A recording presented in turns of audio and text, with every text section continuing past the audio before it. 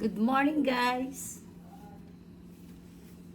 At dito tayo sa ating massage. Panoorin nyo na lang kung paano baligin ang buto ni Inday. Charot. O, diba? Nag-short ako kasi legging siya, diba? So, alam niyo na, baka makita ang ating Inday. Start na kami, guys. Siyempre, hihiga ako. Noorin niyo. At sino?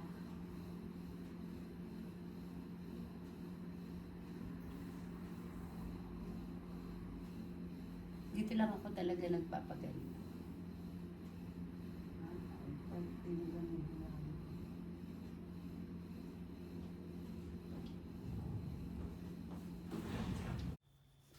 Ayan guys, mag-uumpisa na ang balian ng buto. Noong time na yan, pinapatay ko yung heater. Kasi masyadong mainit, hindi pa nag-uumpisa, pinapawisan na ako, char. Tapos, yan yung pipisa-pisain niya na. O nga pala guys, nakikita nyo siya na nagaano siya ng, ginagamit niya kamay niya tsaka paa niya. Yung pag ano sa legs ko, mga paa niya, daliri sa paa ginagamit niya. Kasi yan doktor na yan, ano yan eh, nagjujudo.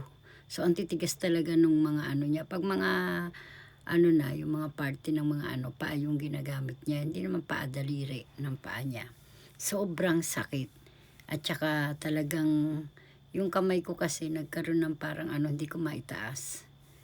Yung parang kay Manny Pacquiao. So, instead na magpa-inject ako, nag-try muna ulit ako na magpaano sa kanya kasi hindi naman maganda yung laging inject, di ba? Tapos i-rehabilitation ka pa, therapy. So sa therapy kasi matagal yan bago mawala. So sa kanya talagang inano ko sa bentosa kasi may mga dugo tayo sa likod na ay madudumi yung, di ba yung hindi maganda yung under ng dugo natin. So naiipon yun. Yan, binabanat-banat niya. Marami na nga pala akong kinat kasi masyadong mahaba. So, kinat ko na yung iba dahil yung video ko nagdire-diretso. Siyempre, hindi ko ma-stop kasi nakakahiya naman kung istorbohin mo yung pag-ano niya sa'yo, di ba?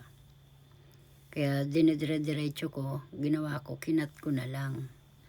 Marami pa siyang ginawa sa akin. Yung sa balakang ko, tapos yung sa likod ko, syempre magkabilaan yan. Yun at yun din naman ang makikita nyo. Kaya kinat ko na lang. Para magkasya. Mamaya magreklamo na naman kayo dyan. Mahirap magdot-dot. Tsaka nasa 17 minutes nga pala to guys. Medyo mahaba compare sa regular na premiere ha. Kaya pasensya na kayo. O nga pala, shout out nga pala dyan sa Inday Okray Buraot, charot. At saka sa Team Princess na nasa akin na laging nakasupport sa mga friendship ko na confident lang sa trabaho, sa mag-isa lang, sariling sikap. Alam niyo yan kung sino kayo. Ayan, binabali-bali niya na ang aking balakang. Inaano niya yung hita ko habang pinipindot niya yung sa aking balakang. Sobrang sakit guys, parang alam niyo yon, di ba pag nasasaktan tayo gusto nating manapak. Pero lagi na lang inilalagay ko sa isip ko, oy bayad yan, kay magtiis ka, sayang yung bayad. Pinapaano, pero pag hindi ko na talaga kinakaya, talagang inuunat ko yung paa ko sa sobrang sakit.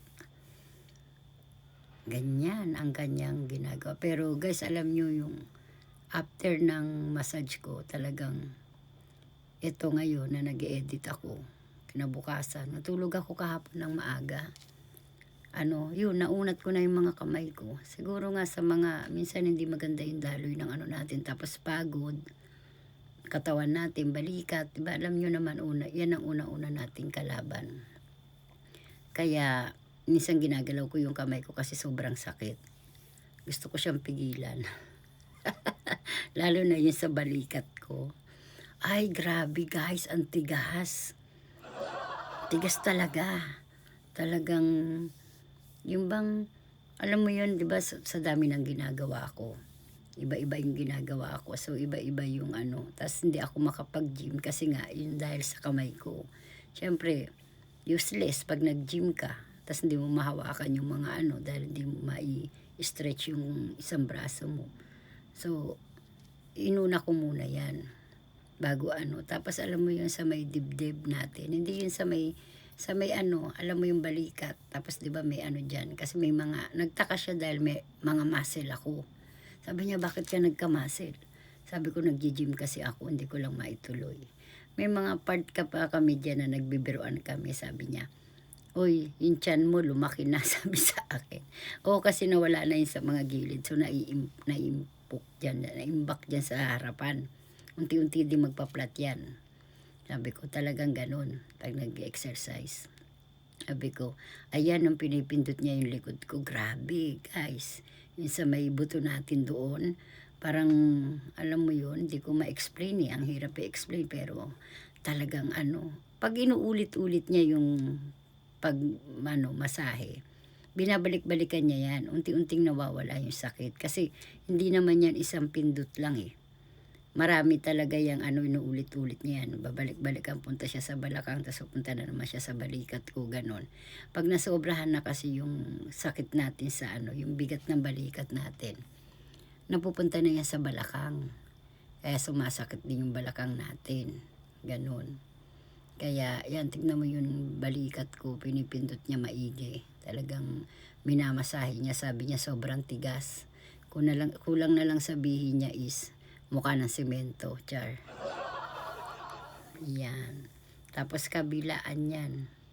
Kabilaan. Sobrang ano talaga. Ang tagal ko na rin kasing hindi nagpa-massage. Dapat, eto naman yan. Umpisa na tayo, guys. Yan sa part na yan. Dahil kinat ko na nga. So, eto, nagulat ako. Iba na yung kasunod. Charot. Ayan, sa part na yan, nakikita nyo dyan. Diba naka-ano na ako, inalis ko na yung damit ko kasi likod ang anuhin Pag nakita nyo dyan na may parang pukpuk-pukpuk, may pinupukpuk siya dyan, karayom yun, guys. Depende kasi sa haba ng parang karayom. Tapos sinulatan niya muna, parang chinek niya kung saan lalagyan ng bentosa. Yung importante talagang ano. Ayan yung ballpen. Parang nilalagyan niya ng mark kung saan ilalagay yung bentosa. Kasi nilalagyan niya ng bentosa yan sa pinaka talagang grabe yung ano, yung sakit, yung bigat ng ano mo. Ayun. Yun yung mga importanteng inaanuhan niya. Meron pa nga yan, guys, may mga Hapon na nagpapaano. Alam mo yung parang stick na stainless. Yung itutusok talaga kung saan yung masakit sa'yo. Naranasan ko yun minsan, hindi, sabi ko ayoko, sabi ko ganun. Hindi ko pinaano yun. Ayan na yung ano, yung etong ginagawa niya. Noong panahon niyan hanggang ngayon, ganyan yung mga paggamot ng doktor na inaano nila. Hanggang ngayon, ayan pa rin ang ano. Ayan, yung tinutok-tok-tok-tok niya yan, guys. Pinunasan muna ng alcohol. So, tinuktok-tok-tok. Ayun yung may karayom. Kasi 'di ba yung ibang mga Hapon, naglalagay lang nung parang, alam niyo yun, yung parang thumbtacks. Hindi naman siya totally thumbtacks, masakit yun. Yung parang pang-alis dun saan masakit sa'yo, merong tinatapal na ganun, parang stainless siya na maliit.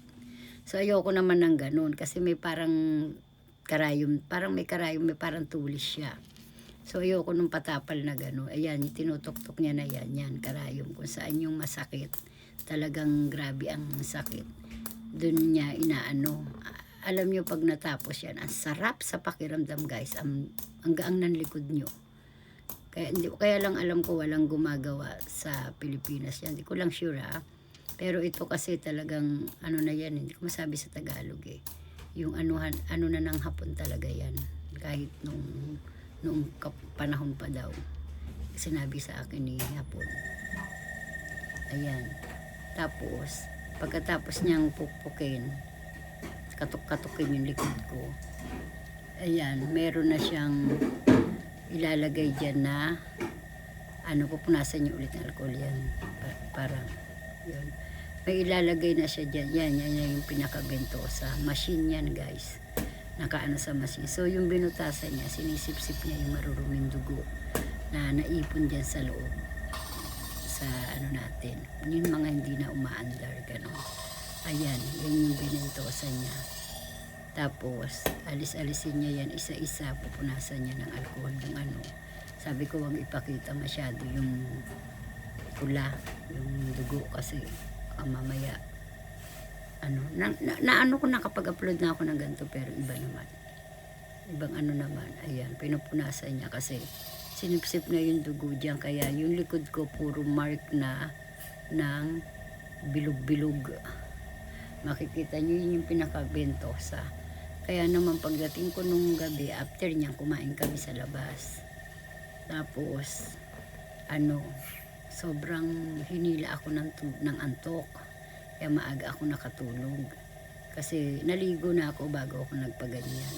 Kasi diba, kinatok-katok yan. So huwag kang magbasa. May yan eh.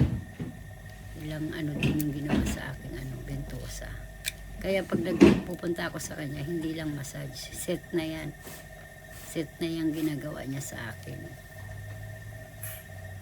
Yan sa balikat na yan, yung tinapala niya ng ventosa. Super sakit. Ayan yung kung bakit hindi ko maitaas yung aking braso. Ganyan. Matagal-tagal din ako hindi nakapag-gym, diba? Kasi nga, nag-out of town kami. Kaya, yung alam niyo yun, yung sari-saring pagod. Bago kami nag-out of town, talaga nag-general cleaning ako. So, pagod. Tapos naggala-gala pa kayo, na konti lang ang tulog. Diba? Kaya yan yung mga pangyayaring talagang sobrang pagod yung katawan ko. Kahit anong tulog igawin ko. Kahit sa araw marami akong itulog. Pa rin eh. May makirot. Ganyan. Kaya yung balakang ko, tsaka balikat, likod, bandang gitna. Yun yung inanuhan niya. Yun yung pinag-anuhan niya. Nilagyan niya ng ventosa. Pwede rin siya mag-service. Sinabi niya sa akin, kung wala ang asawa mo. Kasi pumasok nga dyan si Hapon. Natid ako ni Hapon dyan. Tapos, syempre meron silang yung nakikiusap, gano'n. Bahala ka na sa asawa ko, ganyan. Yun. Nadatnan namin yan, doktor. Nag-doorbell ako. Diyos ko, sabi ni Hapon, Mama, parang bagong gising pa si sensei, si doktor nga. Ibang doktor yan, hindi doktor ng ospital ha. Kasi dito lahat, bawat may ganyan, sensei ang tawag. So, syempre, doktor siya sa ganyan. Hindi siya doktor sa mga medical, hindi. Sa ganyan, di ba? Yan. Tapos sabi niya, parang bagong gising daw yan si Doc. Kasi yung buhok niya gulo-gulo. Talagang, makikita mo naman pag nagbiruan kami dyan talaga. Mabait yan, doktor na yan, alam nyo ba? Siyempre sa kanya wala na yan. Dito nga, mga maternity, pag nagpapaanak ng buntis, puro lalaki. Bira ka makakita ng babae. Puro lalaki talaga dito karamihan sa Japan. So, hindi mo na kahiya yung mga ganyan. Tsaka pag nagbibihis naman ako, yung mga karte na yan, nakasarado yan. Hindi siya nakaharap, natural. Ako, jumpagin ko siya. Yun. Kaya baka gusto niya majumbag siya. Kaya pag nagbibihis ako, kaya nung pinapatay ko nga yung pinapatay ko yung video, di ba? Sabi ko, tapos na ba? Sabi niya, oo. Sabi niya, patayin ko na. Sabi ko, oo. Nakiusap talaga ako sa kanya na na pakipindot. Kasi paano ko tatayo? Wala nga akong saplot sa dibdib. Diba? Yan. Ayan na yung pinunasan niya ng alcohol. Tapos iinitan niya. Meron siya nilalagay na parang maliit na pero hindi ko pinaano yung kasi minsan sumusobra yung init. So, nilagay niya lang sa isang parang lalagyan na meron siyang pinasukan na Tapos, yun yung parang pinampump niya na lang. Yung, yun? Yung pag nagpupulbos ka, di ba? May parang cushion or whatever. Yun ba yan? Tawag dyan. Yung parang pang sa powder. Ganon. Kaya yun na lang yung ginamit niya. Pinaayan. Pagkapunas niya ng alcohol, patuyuin niya. Tapos yun ang gagawin niya. Yung pinahid niya, ganun tinutok-tok-tok niya yan sa after niyan. Mainit yun. Parang, parang kandila na hindi mo maintindihan. Yan, after niya. Kasi dapat talaga pag sa ganyan, hindi lang yung bentosa, pinaiinitan yung likod mo. Pag sa, ano ba yung tawag niya sa atin, therapy, di kuryente naman. Talagang dati, sabi ng doktor, painitin ko yung likod ko. So, ngayon, hindi na kasi ako nakakapunta sa therapy dahil wala na, kapos na ako sa oras. Alam niyo ba yung mga kaukray? Kapos na ako sa oras, kaya wala na akong time. So, diyan, medyo mahal kasi hindi ginagamit yan yung guys, insurance ng PhilHealth. Hindi yan sakop sa ganyan. So, mano-mano yan. Ayan, yan yung hawak niya. Mainit yan. Inaano-ano na lang niya sa sa mga nabutasan. Halos lahat niyang buong likod ko na yan. Ginanyan niya. Yun. Medyo may amoy ah. Parang alam mo yung kandila nila. Ano ang tawag doon? Parang ganun yung amoy. Hindi naman siya amoy katol. Pag amoy katol, ibang usapan na yun. Yun. Kaya, ayan. Okay, Iska. Tapos na yan. Tinanong ko siya kung okay na, sasabi niya.